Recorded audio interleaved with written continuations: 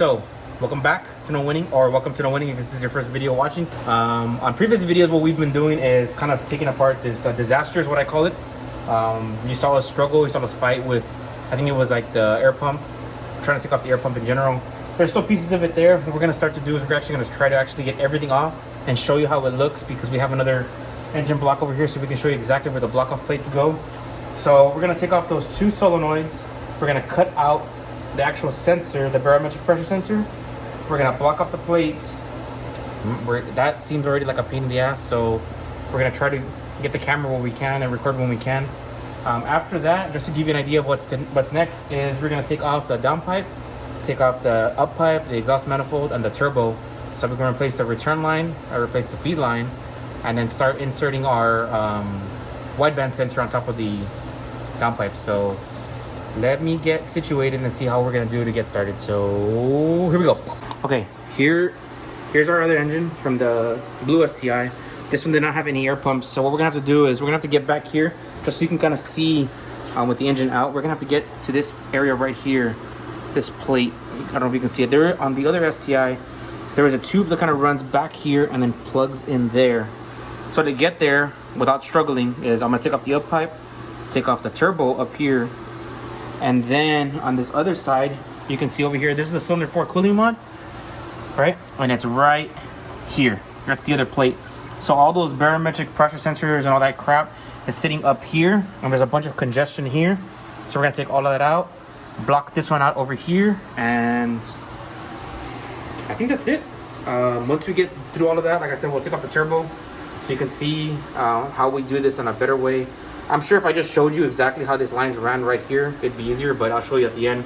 I'll install it, then I'll run you through it on this side because it's the same setup from that turbo to this turbo because it's the same stock turbo. So let me set up the camera, jack up the car, and figure out how much more tearing apart we're gonna do today.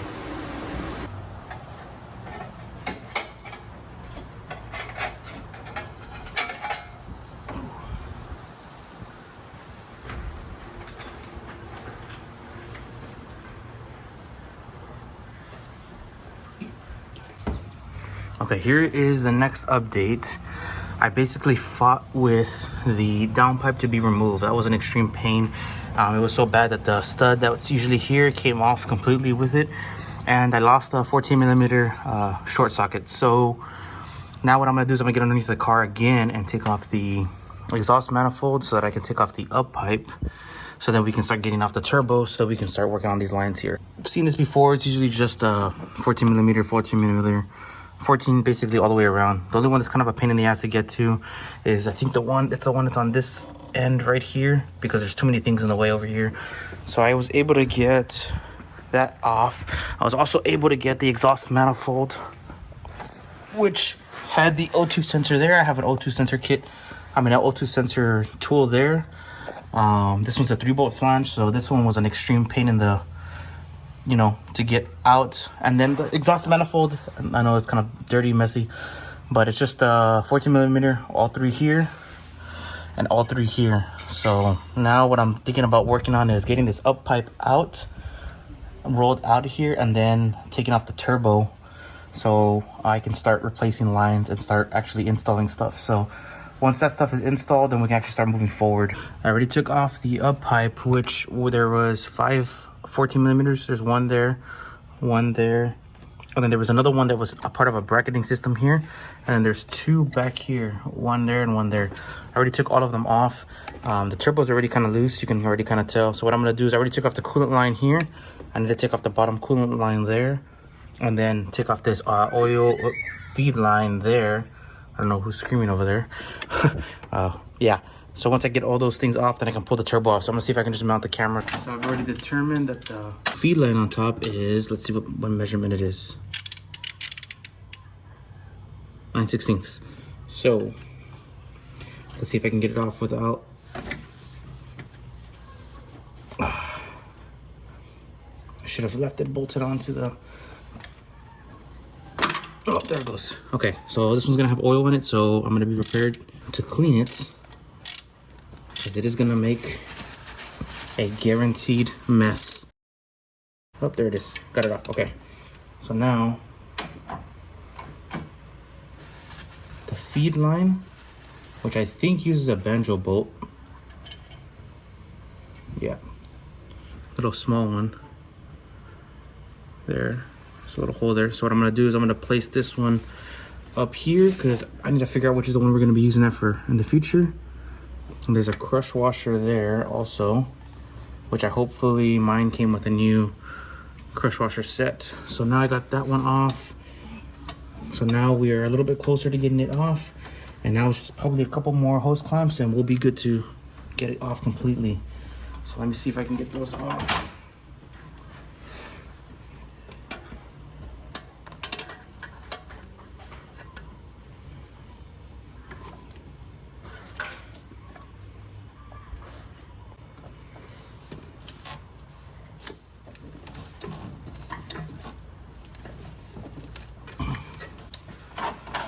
Let's see if I can crack it with this.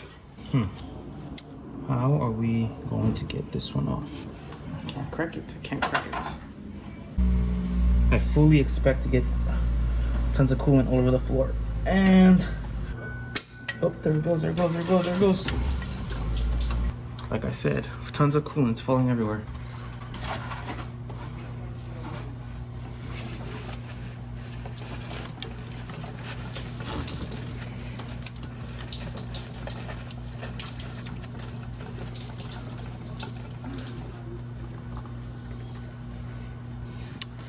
Well, I should use those clamps, those tools, a new tool that I had gotten. That probably would have been a better idea.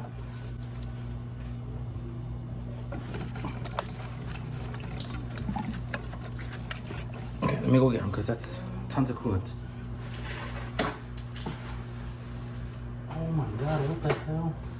Okay, this is probably a little too late.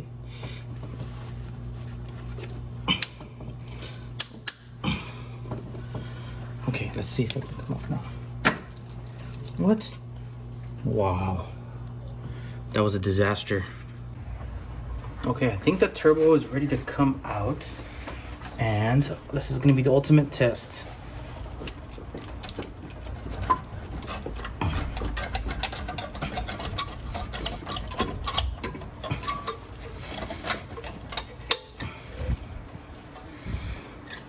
And it's free.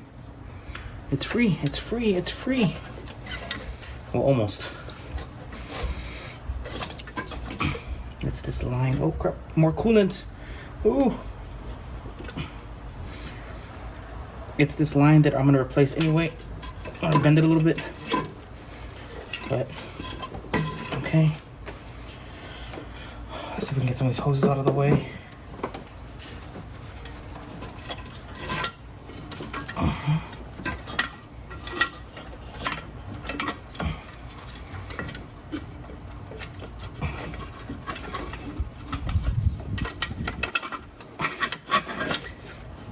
Oh, I got it. I got it. I got it. Whew. Okay, there was another hose clamp at the bottom. Now that should... Yep. I don't know if you can see it right here at the end. That was like super tight. Look, it was already cutting through. So we're gonna replace this because as you can tell, it's full of oil. The dealership, correction, the dealership actually replaced this for me for $600, and they did it wrong because they didn't have any kind of tension up here, so it was leaking from the top. So now let me get down there and actually replace it. So if you made it this far, thank you for watching. This has probably been the biggest nightmare of my entire life when it comes to these cars. That's pretty much all I have. If you liked the video, great. That's it. And stay tuned for more videos every Friday to finish up the project for this car. We're going E85. More to come.